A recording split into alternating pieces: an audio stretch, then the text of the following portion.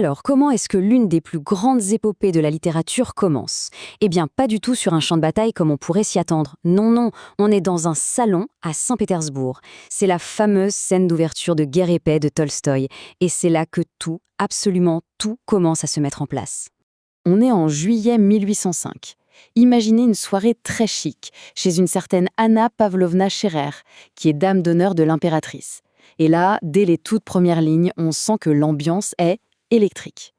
L'antéchrist dont elle parle, ce n'est personne d'autre que Napoléon Bonaparte. Voilà, le ton est immédiatement donné. C'est vrai, on peut se demander comment est-ce possible qu'une immense épopée sur la guerre démarre comme ça, au milieu des paillettes et des conversations de salon. Mais c'est justement ça, le coup de génie de Tolstoï. Il nous montre quelque chose d'essentiel. Les guerres, elles ne commencent pas forcément avec le premier coup de canon. Non, elles prennent racine bien avant, dans les murmures, dans les petites phrases assassines, dans les jeux de pouvoir dans salon. Les premières batailles, ici, elles sont verbales. Alors, pour bien saisir l'enjeu, il faut se replonger un instant dans le contexte de l'époque. En 1805, l'Europe, c'est littéralement une poudrière. Et ça, l'aristocratie russe, elle le sent. Elle le sent très très bien. Le sujet qui est sur toutes les lèvres, celui qui met le feu aux poudres dans ce salon, c'est évidemment la guerre. Napoléon vient d'annexer Gênes et Lucques en les traitant comme de simples domaines familiaux. Pour la Russie, là, c'est la goutte d'eau, c'en est trop. L'Empire se prépare donc à rejoindre la grande coalition contre la France. L'état d'esprit de cette élite russe, c'est un mélange assez explosif. D'un côté, il y a une condamnation féroce, enflammée de Napoléon, qui est vue comme un monstre. De l'autre, cette conviction que la Russie a une sorte de mission divine, sauver l'Europe. Mais attention, on sent aussi une grosse méfiance envers les alliés potentiels.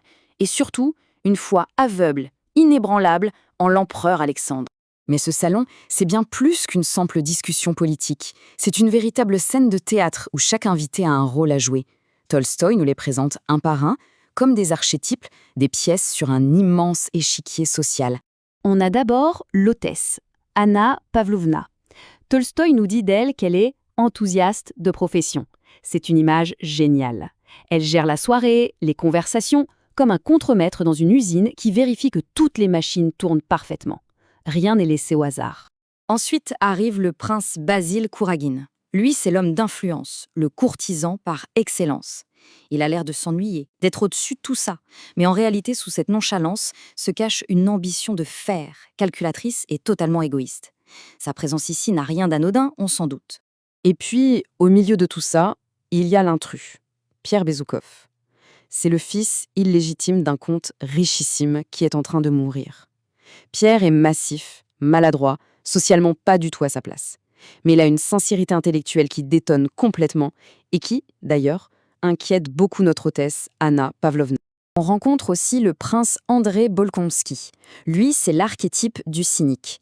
Il est beau, intelligent, aide de camp, mais il est profondément las. Las de la société, las de sa jeune femme, las de sa propre vie. Son intelligence est devenue une arme tournée contre le monde et contre lui-même. Pour lui, ce salon, c'est juste une corvée de plus. Et enfin, il y a les deux joyaux de la soirée. D'un côté, la princesse Lise Bolkonsky, la petite princesse pétillante et pleine de vie. De l'autre, la sculpturale Hélène Kouragina, la fille du prince Basile, d'une beauté froide, presque intimidante. Elles incarnent deux facettes de la féminité dans ce monde. Mais attention, il ne faut pas se laisser avoir. Derrière les grands discours sur Napoléon et le destin de l'Europe, il se joue tout autre chose. Des enjeux bien plus personnels. La politique, au fond, n'est qu'une façade. Parce que le vrai business de la soirée, ce n'est pas de refaire le monde, c'est de faire du réseau. On est là pour obtenir une promotion pour son fils, pour arranger un mariage qui rapporte gros, pour étendre son influence, et bien sûr, pour échanger les derniers potins sur les héritages qui se préparent. C'est un marché, tout simplement. Le prince Basile en est la parfaite illustration. Il ne perd pas une seconde. Il prend Anna Pavlovna à part et lui demande, sans aucun détour, de l'aider à marier son fils Anatole, qui est un vrai vaurien.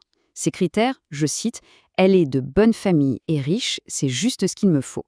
L'amour, le bonheur, ce n'est même pas un sujet. » Et c'est à ce moment-là que Pierre, notre outsider, va faire dérailler toute la belle mécanique. Alors que le consensus du salon est de diaboliser Napoléon, Pierre, avec sa sincérité désarmante, ose dire le contraire. Il va jusqu'à défendre l'exécution du duc d'Enghien comme une nécessité politique. La réaction est instantanée. C'est un choc. Un silence glacial. Anna Pavlovna murmure, horrifiée. Dieu, Dieu. La belle machine sociale qu'elle avait si bien huilée vient de s'arrêter net. Pierre a brisé le code, il a osé être authentique, il a introduit une pensée personnelle, et donc une pensée inacceptable dans ce théâtre mondain. Et juste après ça, Tolstoï fait quelque chose de brillant.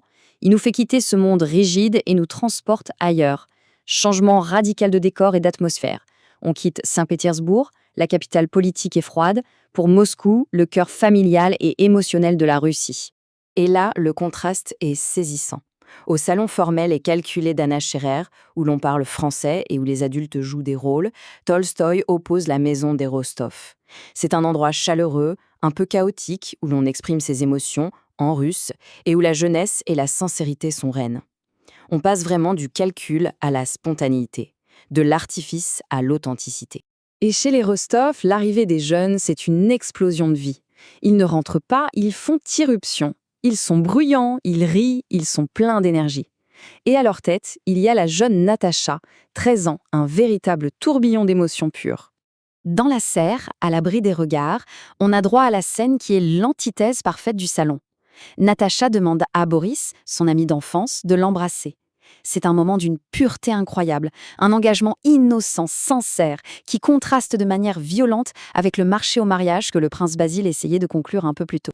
Voilà, avec ces deux scènes, ces deux mondes qui s'opposent, le décor est planté. En à peine quelques chapitres, Tolstoï a semé toutes les graines de son immense épopée. On comprend que chacun de nos personnages est au début d'un long chemin. Le prince André, le cynique, va chercher un sens à sa vie dans la gloire de la guerre. Pierre, l'outsider un peu perdu, va se lancer dans une quête de vérité. Le jeune Nicolas Rostov, lui, rêve d'acte héroïque. Et Natacha, encore une enfant, sera guidée par la force de ses émotions.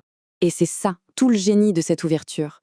Le parquet parfaitement ciré du salon et le joyeux chaos de la maison familiale, ce ne sont pas juste des décors. Ce sont les deux pôles d'un monde entier qui est sur le point d'être emporté, déchiré par la guerre.